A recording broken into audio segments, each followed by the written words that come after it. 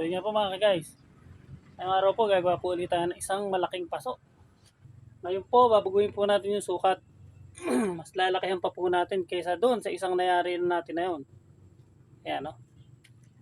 At yun nga po, sisimulan po natin dito sa pagtatayo ulit ng buhangin. Ito po sa mga nagre-request pa po ng video sa paggawa ng paso. Ito po, ganito lang po yan. Kahit po maliit na paso, kahit po malaking paso, ganito lang po ang proseso. Una po ang pagtatayo ng buhangin. At pagkatapos nyo nga pong maitayo yung buhangin, kakayurin nyo po hanggang sa lumitaw yung sukat na nasa pangkayod ng buhangin. Ito po ang sukat po ng labi niya ay 1.5. Pagkatapos nga po yung loob na yan, 4 inches po yung lalim. Ayan, ganyan po kadetalyado ito. Kaya po nagkakamali ako ng pagsukat.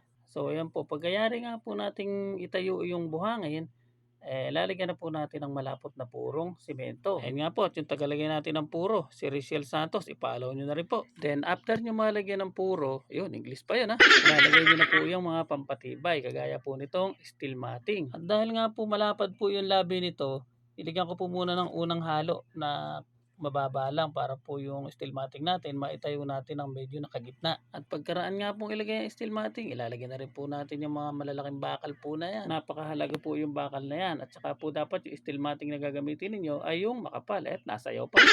At syempre po itatali din po natin yung mga bakal na yan sa steel matting para din po tayong nagpe-preparasyon po ng gagawing slab. At ito nga po pala pati gilid meron na rin pong bakal. At yan nga po sinukat ko na rin po yung magiging kapal ng flooring. Bali 1 3/4 po ang kapal ng flooring nito dahil nga po mahaba, kailangan po medyo makapal. At pagkatapos nga po ng preparasyon, ayan po naglalagay na tayo ng halo at pagkatapos nga po kakayurin na po natin. At ganyan nga po sa gawing dulo lang po muna tayo naglagay pero kinayod na po natin. Kasi po sa sobrang luwang niyan titigasan po tayo ng halo. Mahirap pa naman po ang tinitigasan.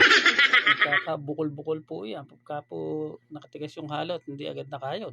Sa unang lagay po yan talaga pong meron pong magiging kulang yan mga semento na yan. Pero lagay lang po kayo ng lagay hanggang sa mag-abot sila.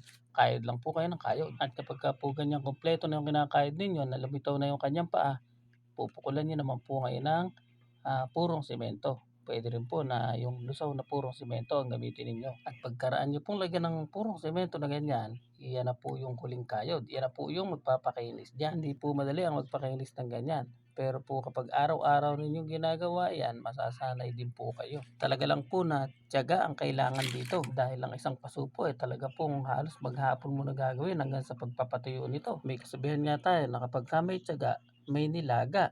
Nilagang kamote po ang madadali natin ito. Gawa na po ng ibang buyer natin talaga pong tinatawaran tayo ng gusto. At least po may nilaga pa din. At yan nga po, pagkaraan po na pakinisin, lalagyan na po natin ng mga butas iyang ilalim ng paso na yan. Sa part po na yan medyo na-excite po ako. Kagawa nga ng hindi ko pa pala nalalagyan ng paa, nalagyan ko na ng butas. At dahil nga po nagmamadali na ako at malapit ang humapon, hindi ko na po na-videohan yung paglalagay ng paa. Kaya na-shortcut na po tayo diyan sa paglalagay na ng pinaka-flooring. Yun nga po, taga-pag-flooring, si Riciel Santos na naman. I-follow nyo na naman po.